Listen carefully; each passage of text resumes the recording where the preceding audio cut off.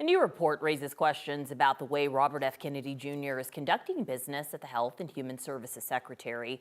Internal documents meant to defend the administration's vaccine policy cite unpublished or even disputed studies. This is according to the Kaiser Family Foundation. One expert calls it, quote, willful medical disinformation.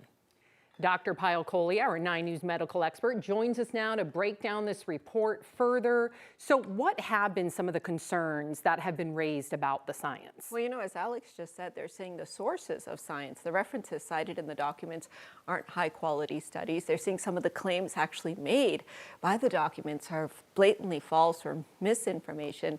The fact that they haven't published the documents in an open forum on their website, that's a little bit concerning. And they haven't revealed who the author of the studies is either. So all of this raises questions as to the integrity of the actual document.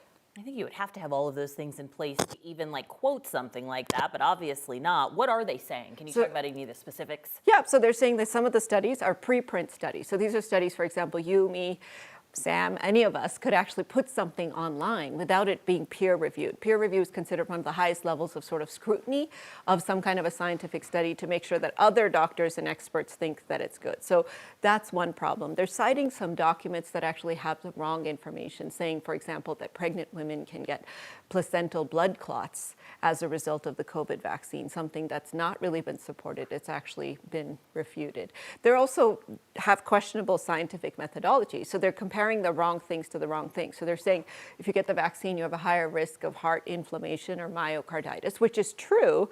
But what they're leaving out is that COVID itself gives you an even higher risk of that myocarditis. And so it's almost giving it sort of the wrong conclusion. And some of them actually have the wrong references. So you have the wrong reference attached to the wrong citation. So all of this put together makes for a really questionable scientific advisory document. And just as a patient, right, you want to be able to have all the facts presented to you so you can make an informed decision, right? That should be our constitutional right. How does Congress usually get scientific advice? Do they verify the references independently, or do they look at the quality of the advice? So they have the option to verify these references independently. Now, most people in Congress don't have the time nor the bandwidth to sit and verify them, nor are they qualified, to be entirely honest, because they're not scientists or physicians, to know the integrity of the scientific methodology. So even though they have that privilege, they don't often exercise it. So they really rely upon HHS advisory committees such as this one, the CDC, the NIH.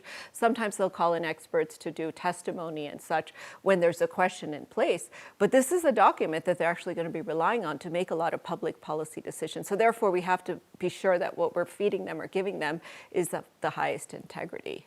I mean, this is really scary if we're talking about policy that's going to affect entire country.